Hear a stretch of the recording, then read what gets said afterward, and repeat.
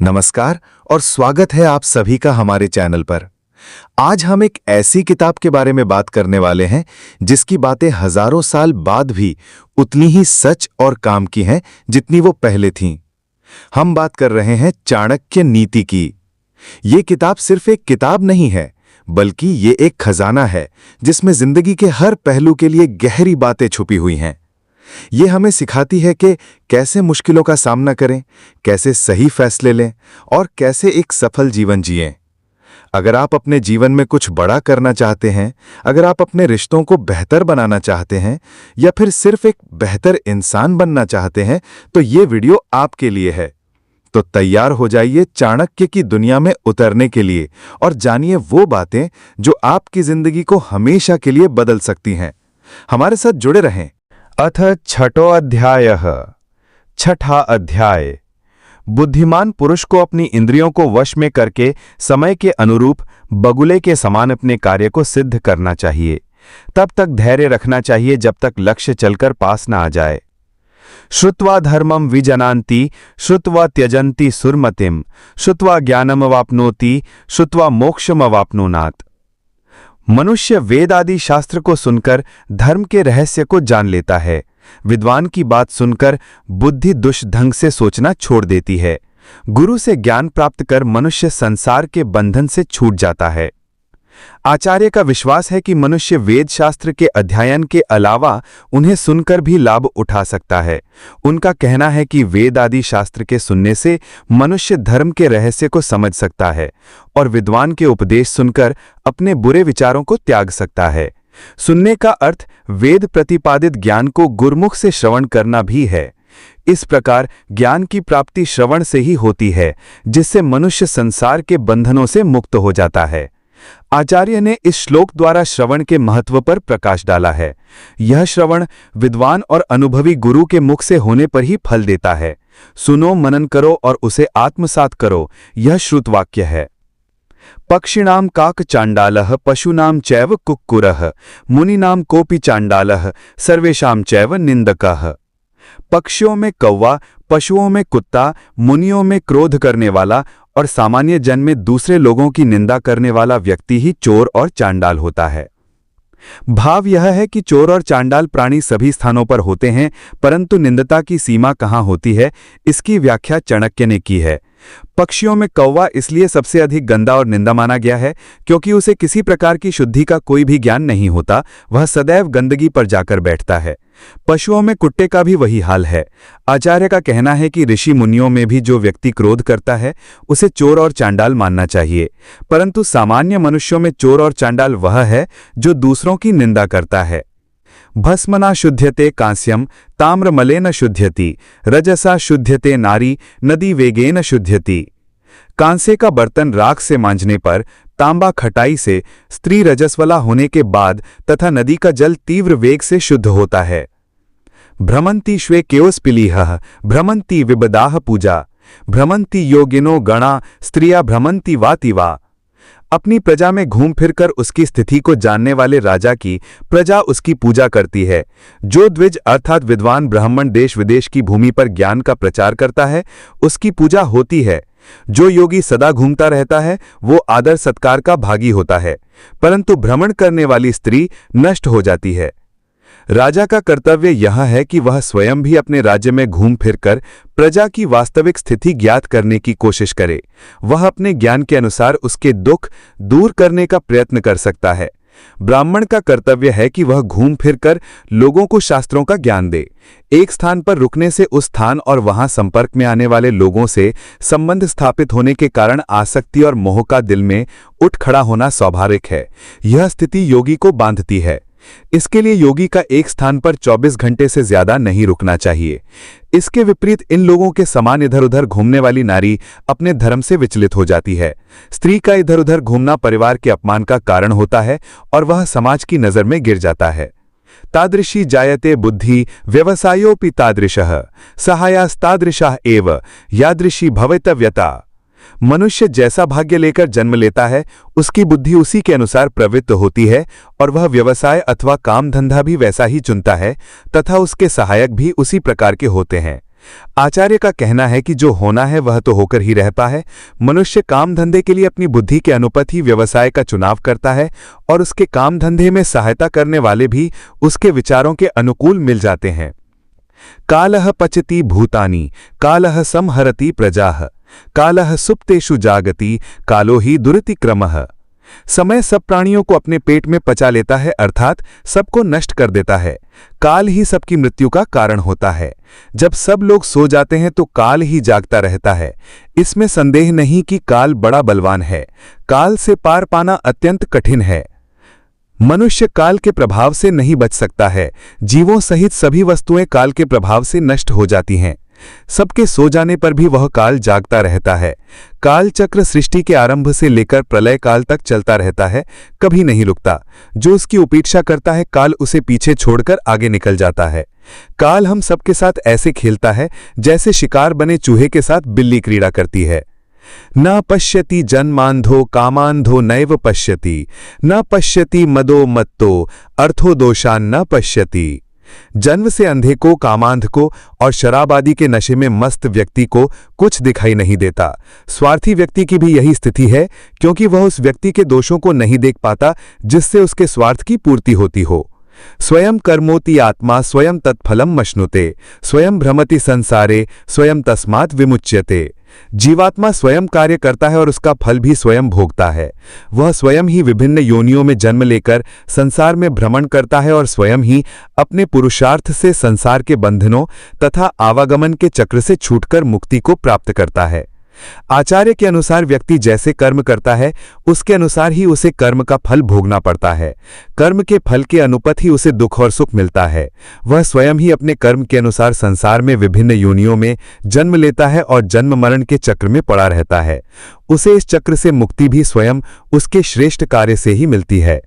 आचार्य का कथन है कि बंधन और मुक्ति दोनों तुम्हारे हाथों में है। स्वयं शब्द पर जोर दिया है जो उत्तरदायित्व की ओर संकेत करता है। राजा राष्ट्रकृतं भुंगे राज्यस्य पापं पुरोहितः भर्ता च स्त्रीकृतं पापं शिष्य पापं गुरुः तथा। राजा को राज्य के पाप का फल भोगना पड़ता है। राजा के पाप पुरोहित भोगता है, पत्नी के पाप उसके पति को भोगने पड़ते हैं और शिष्य के पाप गुरु भोगते हैं। 9. राजा यदि राज्य को ठीक ढंग से नहीं चलाता, अर्थात अपना कर्तव्य पालन नहीं करता, तो उससे होने वाली हानि राजा को ही कष्ट पहुंचाती है। यदि पुरोहित अर्थात राजा को परामर्श देने वाला व्यक्ति राजा को ठीक तरह से मंत्रणा नहीं देता, तो उसका पाप पुरोहित को भोगना पड़ता है। स्त्री यदि कोई बुरा कार्य करती है तो उसका पति दोषी होता है। इसी प्रकार शिष्य द्वारा किए गए पाप का वहन गुरु को करना पड़ता है। अधीन द्वारा किए गए पाप का भागी स्वामी होता है। ऋणिकर्ता पिता शत्रुः माता च व्यभिचारिणी भार्या रूपवती शत्रुः पुत्रः शत्रुर अपंडितः। ऋणी पिता अपनी संतान का शत्रु होता है। यही स्थिति बुरे आचरण वाली माता की भी है। सुंदर पत्नी अपने पति की और मूर्ख पुत्र अपने माता पिता का शत्रु होता है। 10. किसी भी कारण से अपनी संतान पर ऋण छोड़कर मरने वाला पिता शत्रु कहा गया है, क्योंकि उसके ऋण की अदायगी संतान को करनी पड़ती है। व्यभिचारिणी माता भी शत्रु के समान मानी गई है, क्योंकि उससे परिवार कलंकित होता है। इसी प्रकार अत्यधिक सुंदर स्त्री पति के लिए शत्रु के समान है, क्योंकि बहुत से लोग उसके रूप से आकृष्ट होकर उसे पथभ्रष्ट करने का प्रयत्न करते हैं। मूर्ख पुत्र के कार्य की वजह से माता पिता को नित्य ही अपमान सहना पड़ता है। इससे परिवार को दुख व हानि होती है, इसीलिए वह परिवार का शत्रु है। लुब्धमर्थे न गृह्णात् स्तब्धम अंजलि कर्मणा मूर्खश्छन्दोनुवृत्तेन यथार्थवेन पंडितम। लोभी को धन देकर, अभिमानी को हाथ जोड़कर, मूर्ख को उसकी इच्छा के अनुसार कार्य करके और विद्वान को सच्ची बात बताकर वश में करने का प्रयत्न करना चाहिए। 11. लोभी व्यक्ति अपने स्वार्थ में इतना अंधा होता है कि वह धन प्राप्ति के बिना संतुष्ट नहीं होता। उसे धन देकर वश में किया जा सकता है। जिस व्यक्ति को अभिमान है, अहंकार है, उसे नम्रता पूर्वक व्यवहार करके वश में किया जा सकता है। मूर्ख व्यक्ति सदैव हठी होता है, इसलिए उसकी इच्छा के अनुसार कार्य करके उसे अपने अनुकूल बनाया जा सकता है। और विद्वान व्यक्ति को वश में करने का सबसे सही उपाय यह है कि उसे वास्तविकता से परिचित करवाया जाए। वरम न राज्यम न कुराजराज्यम, वरम न मित्रम न कुमित्र मित्रम, वरम न शिष्यो न कुशिष्यो शिष्यो, वरम न दारा न कुदार दाराह। बुरे राज्य की अपेक्षा किसी प्रकार का राज्य ना होना अच्छा है। दुष्ट मित्र के बजाय मित्र ना होना अच्छा है। दुष्ट शिष्यों की जगह शिष्य ना होना अधिक अच्छा है। और दुष्ट पत्नी का पति कहलाने से अच्छा है कि पत्नी ही ना हो।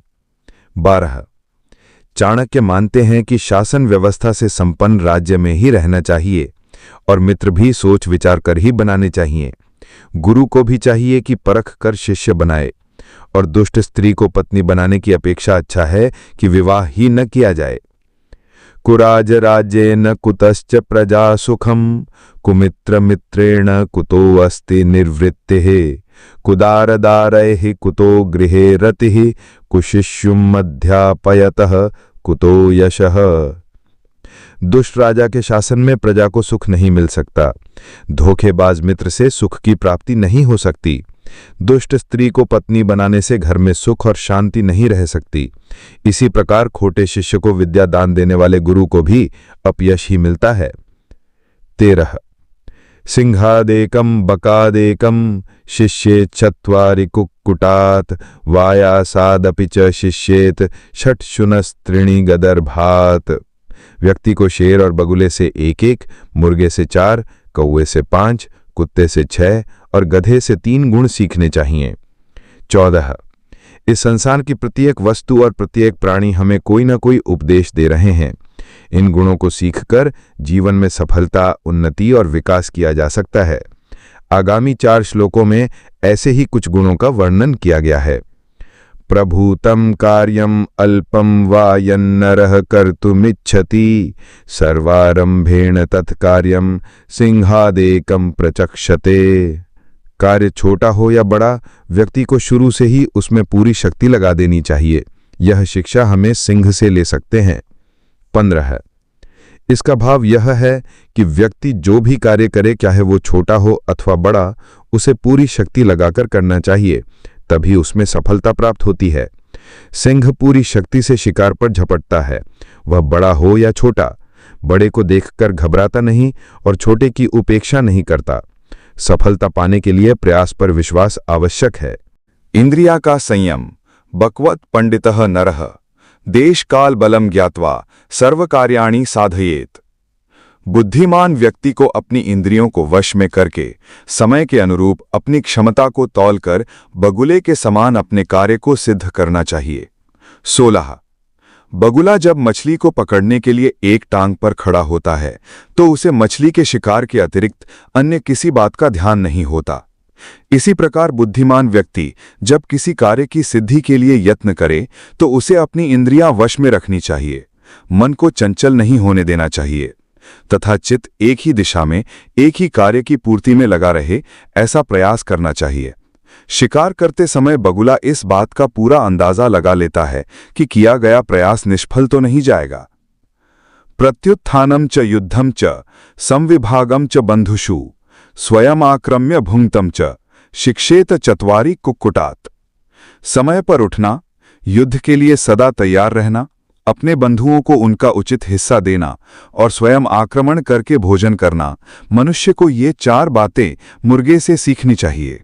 17 गूढ़ मैथुन चारित्वम च काले काले च संग्रहम, अप्रमत्तम अविश्वासम च पंच शिक्षेत च वायसात। छिपकर मैथुन करना, ढीठ होना, समय समय पर कुछ वस्तुएं इकट्ठा करना, निरंतर सावधान रहना और किसी दूसरे पर पूरी तरह विश्वास नहीं करना, ये 5 बातें कौवे से सीखने योग्य हैं। 18 बहुआशी विल्प संतुष्टः, सुनिद्रो लघु चेतनः, स्वामी भक्तश्च शूरश्च, षडेते श्वते गुणाः। बहुत भोजन करना लेकिन कम में भी संतुष्ट रहना, गहरी नींद लेकिन जल्दी से उठ बैठना, स्वामी भक्ति और बहादुरी, ये 6 गुण कुत्ते से सीखने चाहिए। 19 सुश्रांतापि वहेद भारम शीतोष्णम न च पश्यति संतुष्टैश्च नित्यम त्रीणि शिक्षेत च गदर्भात। प्राणी को ये 3 बातें गधे से सीख लेनी चाहिए। अपने मालिक के लिए बोझ ढोना, सर्दी गर्मी की चिंता नहीं करना तथा सदा संतोष से अपना जीवन बिताना। 20 ये एतान विंशति गुणान आचरशिष्यति मानवः कार्यावस्थासु सर्वासु अजेयः स भविष्यति। जो व्यक्ति इन 20 गुणों को सीख लेता है अर्थात इन्हें अपने आचरण में ले आता है, वह सब कार्य और अवस्थाओं में विजयी होता है, अर्थात उसे किसी भी अवस्था में पराजय का मुख नहीं देखना पड़ता। 21 आचार्य का कथन है कि शास्त्र में जो ज्ञान दिया गया है वह सैद्धांतिक है। जिसने भी सफलता और उन्नति के तत्वों को स्वयं में, अपने आसपास या समूची प्रकृति में देखा, उसे उन्होंने जिज्ञासुओं के लिए लिपिबद्ध कर दिया। लेकिन उसे अपने जीवन में उतारने के लिए संदेह रहित होना जरूरी है। ये गुण पशु पक्षियों में सहज रूप से देखने को मिलते हैं। इन्हें अपनाकर ही वे अस्तित्व की लड़ाई में स्वयं को बचा पाते हैं। कैसे? उसी की बानगी दी है आचार्य ने। भगवान दत्तात्रेय द्वारा 24 गुरुओं से कुछ न कुछ सीखना। इसी तरह के अन्य उदाहरण हैं। अपनी जांच पड़ताल के लिए आप यह देखें कि इनमें से आपके पास कौन से गुण हैं और कौन से नहीं। श्रवण का जीवन में अत्यंत महत्व है, लेकिन उसकी भी एक सुनिश्चित विधि है। गुरुमुख से ही शास्त्र का श्रवण करना चाहिए। गुरु विद्वान और अनुभवी होता है, इसलिए उसके सुने वचनों को जीवन में धारण करने से भटकाव समाप्त होता है, निश्चित दिशा मिलती है।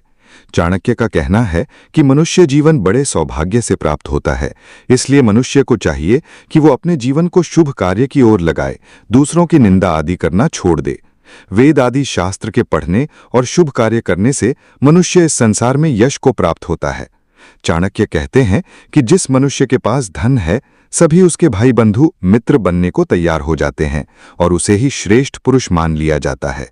वे ये भी कहते हैं कि जैसी होनी होती है, मनुष्य की बुद्धि और उसके कर्म भी उसी प्रकार के हो जाते हैं। इस संसार में समय ही ऐसी वस्तु है जिसे टाला नहीं जा सकता। चाणक्य के अनुसार जब मनुष्य अपने स्वार्थ में अंधा हो जाता है तो उसे सही बुरे में अंतर दिखाई नहीं देता। मनुष्य का बंधन और मुक्ति उसके द्वारा किए जाने वाले कर्म पर ही आश्रित होते हैं, क्योंकि वो जैसा कर्म करता है उसे वैसा ही फल भोगना पड़ता है। आचार्य के अनुसार प्रजा के कार्य का फल राजा को, पत्नी के कार्य का फल पति को तथा पिता द्वारा छोड़ा गया ऋण पुत्र को चुकाना पड़ता है। व्यभिचारिणी माता और मूर्ख पुत्र मनुष्य के लिए शत्रु के समान होते हैं। चाणक्य सामान्य जीवन में आने वाली समस्याओं पर प्रकाश डालते हुए कहते हैं कि किसी का लोभी व्यक्ति से पाला पड़ जाए तो उसे धन देकर, विद्वान को अपने मधुर व्यवहार से और मूर्ख तथा शीर्ख को उसके अनुकूल व्यवहार से वश में किया जा सकता है। ऐसे राज्य में रहना उचित नहीं जहां सुव्यवस्था न हो। इसी प्रकार शीर्ख से मित्रता करने के बजाय मित्र रहित रहकर जीवन गुजार देना ज्यादा हितकर है। चाणक्य का कहना है कि सिंह से एक गुण सीखना चाहिए, किसी भी कार्य को करते समय उसमें अपनी पूरी शक्ति लगाना। बगुला मछली पकड़ने के लिए आंख बंद करके एक टांग पर खड़ा होता है। ये इंद्रियों को वश में करने का उदाहरण है। ये बगुले से सीखने योग्य गुण है। प्रयास करना महत्वपूर्ण है, इसलिए उसे करने से पहले अपनी क्षमता को परख लें। बगुला ये निश्चित हो जाने के बाद ही कि अब शिकार बच नहीं सकता, अपना प्रयास करता है। इसी प्रकार मुर्गे से 4 बातें सीखनी चाहिए। मनुष्य को ब्रह्म मुहूर्त में उठना, झगड़े का संकट उत्पन्न होने पर पीछे ना हटना और जो कुछ भी प्राप्त हो उसे अपने भाई बंधुओं में बांटकर ही उपयोग में लाना। इसी प्रकार कौवे में भी 5 गुण होते हैं। छिपकर मैथुन करना, हठी होना, समय समय पर वस्तुओं को इकट्ठा करना, हमेशा चौकन्ना रहना तथा किसी पर विश्वास न करना। कुत्ते में बहुत अधिक खाने की शक्ति होती है, परंतु जब उसे बहुत कम भोजन मिलता है तब भी वो उसी में संतोष कर लेता है। वो एकदम गहरी नींद में सो जाता है, परंतु अत्यंत सतर्क रहता है और जरा सी आहट होने पर ही जाग उठता है। उसे अपने मालिक से प्रेम होता है और समय पड़ने पर वो वीरतापूर्वक शत्रु से लड़ता भी है। इसी प्रकार गधा अत्यंत थका होने पर भी अपने काम में लगा रहता है। उसे सर्दी गर्मी आदि किसी बात का कष्ट नहीं होता और अपने जीवन से पूर्ण रूप से संतुष्ट रहता है। चाणक्य के अनुसार जो व्यक्ति इन गुणों को धारण कर लेता है उसे जीवन में सफलता प्राप्त होती ही है। सफलता की कामना करने वाले को चाहिए कि वो इन गुणों को अपने जीवन में विशेष स्थान दे। इनके आधार पर हम अपनी संभावनाओं को भी आंक सकते हैं। देखिए कसौटी पर घिसकर अपने खरेपन को। तो दोस्तों, आज के लिए बस इतना ही। हम उम्मीद करते हैं कि चाणक्य नीति की ये बातें आपके जीवन में एक नई रोशनी लेकर आएंगी। याद रखिए, चाणक्य की सीख सिर्फ पढ़ने के लिए नहीं है, बल्कि उन्हें अपने जीवन में उतारने के लिए है। अगर आपको ये वीडियो पसंद आया हो तो इसे लाइक करें, अपने दोस्तों के साथ शेयर करें और हाँ, हमारे चैनल को सब्सक्राइब करना ना भूलें ताकि आप ऐसे ही ज्ञानवर्धक वीडियो देखते रहें। हम जल्दी ही मिलेंगे एक और नए विषय के साथ। तब तक के लिए अपना ख्याल रखें और सीखते रहें। धन्यवाद।